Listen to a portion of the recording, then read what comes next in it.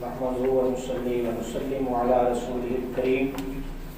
اما بعد فاعوذ بالله من الشيطان الرجيم بسم الله الرحمن الرحيم قال الله تعالى في كلامه المجيد اللہ رب العالمین ارشاد فرماتے ہیں اليوم احل لكم الطیبات، آج تمہارے لیے پاک چیزوں میں حلال کر دی گئی ہیں، یعنی جو پاک جانور ہیں اللہ رب العالمین نے ان کو حلال کر دیا ہے۔ پیچھے حرام کا ذکر فرمایا، آج حلال کا، اور فرمایا وَطَعَامُ الَّذِينَ أُوتُوا الْكِتَابَ حِلٌّ لَّكُمْ، اور اہل کتاب کا ذبیح تمہارے لیے حلال ہے، یعنی اہل کتاب میں سے یہود و نصارہ میں سے ان کا ہاتھ کا ذبح کیا ہوا جانور تمہارے لیے حلال ہے۔ وَطَعَامُكُمْ حِلٌّ لَّهُمْ، اور تمہارا ذبح کیا ہوا ان کے لیے حلال ہے۔ وَالْمُحْصَنَاتُ مِنَ الْمُؤْمِنَاتِ وَالْمُحْصَنَاتُ مِنَ الَّذِينَ أُوتُوا الْكِتَابَ مِنْ قَبْلِكُمْ إِذَا آتَيْتُمُوهُنَّ أُجُورَهُنَّ مُحْصِنِينَ غَيْرَ مُسَافِحِينَ وَلَا مُتَّخِذِي أَخْدَانٍ، اور آزاد پاک دامن مسلمان عورتیں اور تم سے پہلے اہل کتاب کی آزاد پاک دامن عورتیں بھی تمہارے لیے حلال ہیں، اور جب تم ان کے مہر ان کو ادا کر دو، درآں حالانکہ تم ان کو نکاح کی قید میں لانے والے ہو، نہ کہ اعلانیہ بدکاری کرنے والے،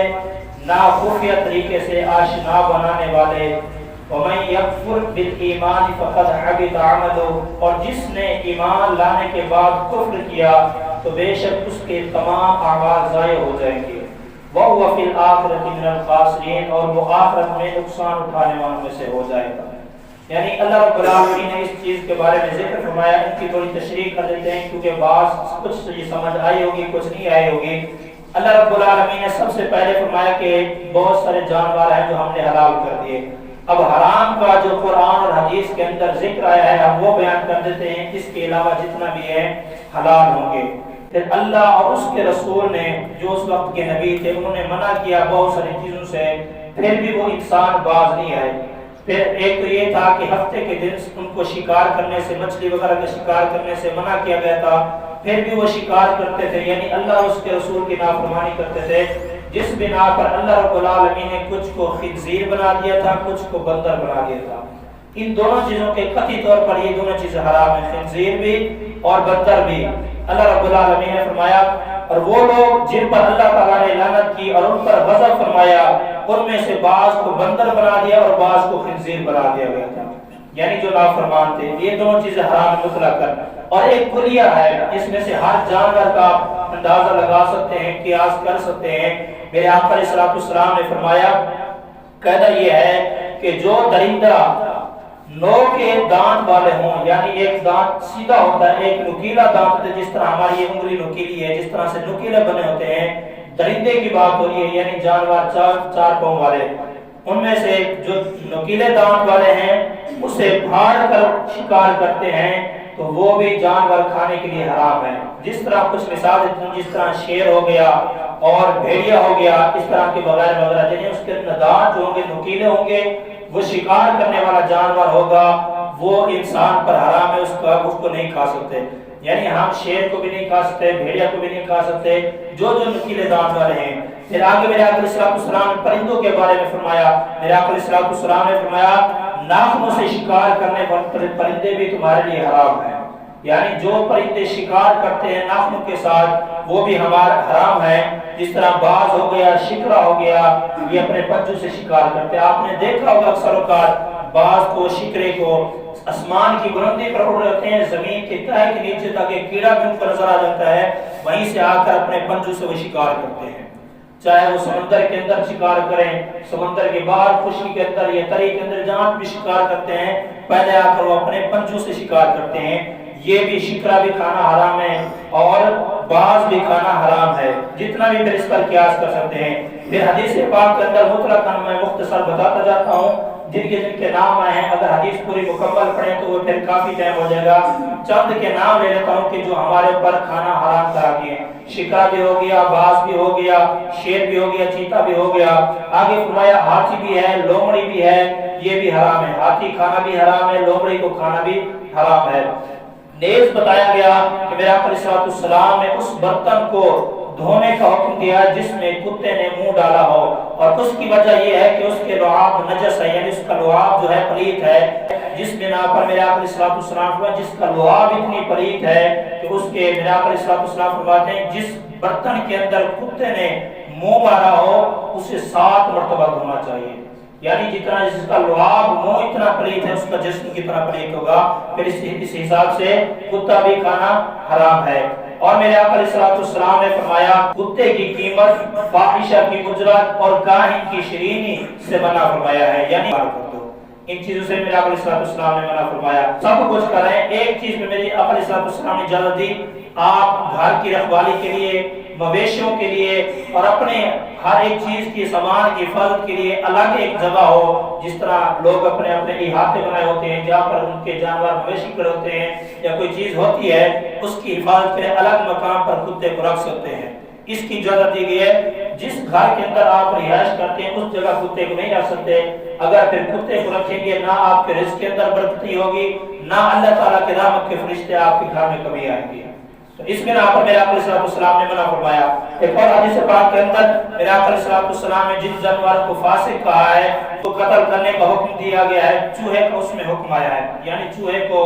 گھر کے اندر ہو چاہے جس جگہ بھی ہو تو اس کو مارنا بھی صحیح ہے، جائز ہے، اس کو قتل کرنا جائز ہے اور وہ حرام ہے، کھایا بھی نہیں جا سکتا۔ ساتھ بچھو کا بھی ذکر ہے، چیر کا بھی ذکر ہے، کوے کا بھی ذکر ہے، یعنی ان چیزوں کا بھی ذکر ہے، یہ حرام ہے، ان کو مارنا بھی صحیح ہے، ان کو کھانا جائز نہیں ہے۔ ایک اور حدیث پاک کے اندر آتا ہے میرے آقا علیہ السلام نے چھپکلی کو مارنے کا بھی حکم دیا ہے، یہ چھپکلی بھی فاسق ہے، نہ تو اس کو کھایا جا سکتا ہے اور نہ اسے مارنا بھی جائز ہے، بلکہ اس کو مارنا ثواب ہے چھپکلی وغیرہ کو۔ ایک اور حدیث پاک کے اندر آتا ہے میرے آقا علیہ السلام نے فرمایا اتنے میں انہوں نے دیکھا کہ دیوار پر سانپ گزر رہا تھا، آپ خطبہ فرما رہے تھے، انہوں نے سانپ کو دیکھا، اپنے خطبے کو چھوڑ دیا، حضرت ابن مسعود نے جا کر اس سانپ کو لاٹھی سے مارا اور قتل کر دیا، پھر کہا میں نے رسول اللہ صلی اللہ علیہ وسلم کو یہ فرماتے ہوئے سنا ہے کہ جس شخص نے سانپ کو دیکھا اس کو قتل کر دے، اس نے گویا اس مشرک کو قتل کیا ہے جو جس کا خون بہانا مباح ہو، یعنی جائز ہو۔ سانپ کو مارنا بھی جائز ہے، سانپ کو مارنا اس طرح جس طرح ایک کافر کو مارا جاتا ہے، یعنی سانپ کو مارنے کو میرے آقا علیہ السلام نے اجازت دی ہے۔ خالد بن ولید رضی اللہ عنہ بیان کرتے ہیں کہ میرے آقا علیہ السلام نے گھوڑوں کو، خچر کو اور پالتو گدھے کے گوشت کو کھانے سے منع فرمایا ہے، یعنی یہ جو جانور ہیں گھوڑے کو بھی نہیں کھا سکتے، اس کو نہیں کھا سکتے، تعظیم ہے اس کے لیے، خچر کو بھی نہیں کھا سکتے، گدھے کو بھی نہیں کھا سکتے، ان چیزوں سے میرے آقا علیہ السلام نے منع فرمایا ہے۔ صرف یہ ہم نے بیان کر دیا، باقی ایک مسئلہ ہے یہ تو ہم نے خشکی کے بیان کی ہے، تری کا مسئلہ آ جاتا ہے، بعض ایسے جانور ہوتے ہیں جو سمندری ہوتے ہیں، اس کے بارے میں میرے آقا علیہ السلام سیدنا ابو ہریرہ رضی اللہ عنہ بیان کرتے ہیں کہ میرے آقا علیہ السلام کی بارگاہ میں ایک شخص نے آ کر سوال کیا، یا رسول اللہ صلی اللہ علیہ وسلم ہم سمندر میں سفر کرتے ہیں اور ہمارے ہاتھوں میں پانی تھوڑا ہوتا ہے ہمارے پاس، پھر اس سے اگر ہم وضو کریں تو ہم پی نہیں سکتے، کیا ہم سمندر میں سے پانی سے وضو کر سکتے ہیں؟ تو میرے آقا علیہ السلام نے فرمایا کہ سمندر کا پانی بھی پاک ہے، اس کا مردار بھی پاک ہے، اسے کھا سکتے ہیں، یعنی جس طرح اگر مچھلی سمندر کے اندر مر گئی یا شکار کرنے کے ساتھ مر گئی وہ کھا سکتے ہیں۔ اس میں اب اس آیت کا ترجمہ کرنے کے بعد اس کی تھوڑی تفسیر کرتے ہیں۔ پہلی بات ہے کہ میرے آقا علیہ السلام نے فرمایا اہل کتاب کے ہاتھ کا ذبیح، یعنی ان کے ہاتھ کا جانور ذبح کیا ہوا تمہارے لیے حلال ہے، اس شرط میں ہوگا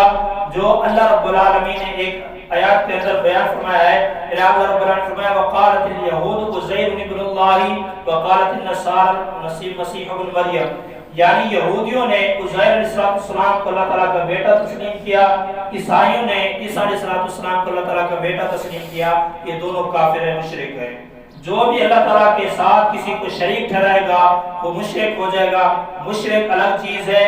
اہل کتاب یعنی الگ چیز ہے۔ اہل کتاب میں سے یہ ہے کہ وہ اس نبی کو مانتے ہوں جس نبی کے دور میں تھے اور اللہ تعالیٰ کو وحدہ لا شریک مانتے، اس کی عبادت کرتے ہوں۔ بے شک انہوں نے میرے آقا علیہ السلام کو نہ مانا ہو، کلمہ نہ پڑھا ہو، تو پھر ان کے ہاتھ کا ذبیح ہم کھا سکتے ہیں، یعنی وہ شرک نہ کرتے ہوں، اللہ تعالیٰ کے ساتھ کسی کو اور کو عبادت کے شریک نہ ٹھہراتے ہوں۔ تو میرے آقا علیہ السلام کو بے شک اگر نہ مانے کسی اور نبی کو مانتے ہوں تو پھر ان کے ہاتھ کا ذبیح کیا ہوا جانور ہم کھا سکتے ہیں اور وہ ہمارا جانور کھا سکتے ہیں، آپ کے ذبح ہو کے۔ اب آگے اللہ رب العالمین نے فرمایا والمحصنات من المؤمنات والمحصنات من الذین اوتوا الکتاب من قبلکم، اور فرمایا اور آزاد پاک دامن مسلمان عورتوں سے نکاح کرو، اہل کتاب کی آزاد پاک دامن عورتوں سے بھی نکاح کرو۔ یعنی اب ہم مسلمانوں کو اس چیز کا حکم دیا گیا کہ ہم مسلمان عورتوں سے نکاح کر سکتے ہیں۔ اگر کوئی مسلمان کسی اہل کتاب عورت کے ساتھ نکاح کرنا چاہتا ہے تو وہ ٹھیک ہے، یعنی اہل کتاب یہود و نصارہ میں سے کسی ان کی عورت سے نکاح کرنا چاہتا ہے مسلمان تو ان کے ساتھ نکاح ہو جائے گا۔ ہاں اللہ رب العالمین نے یہ نہیں فرمایا کہ مسلمانوں کی عورت ان کے ساتھ نکاح کرے، اس چیز کا بیان نہیں فرمایا۔ مسلمانوں کی عورت کبھی بھی یہود و نصارہ کے ساتھ کسی کافر کے ساتھ نکاح نہیں کر سکتی، ہاں البتہ مسلمان مرد ان کی عورتوں سے نکاح کر سکتے ہیں، کیونکہ شریعت کے اندر اللہ رب العالمین نے مرد کو حاکم بنایا اور وہ تمام گھر کے معاملات کے اندر اپنا حکم نافذ کر سکتا ہے، تو اس لیے مسلمان عورت پر کسی کافر کو حکمرانی نہیں بنایا، اللہ رب العالمین نے نہیں بنایا، تو اس لیے مسلمان کو حکم دیا گیا وہ کسی اہل کتاب کے ساتھ نکاح کر سکتا ہے، صحیح ہے، جائز ہے۔ کسی مسلمان عورت کے لیے جائز نہیں کہ وہ کسی کافر کے ساتھ نکاح کرے۔ دعا ہے اللہ رب العالمین ہم سب کو قرآن مجید فرقان حمید اور آقا علیہ السلام کے فرمان کے مطابق ہمیشہ اس پر عمل کرنے کی توفیق عطا فرمائے، آمین۔ وما علینا الا البلاغ المبین۔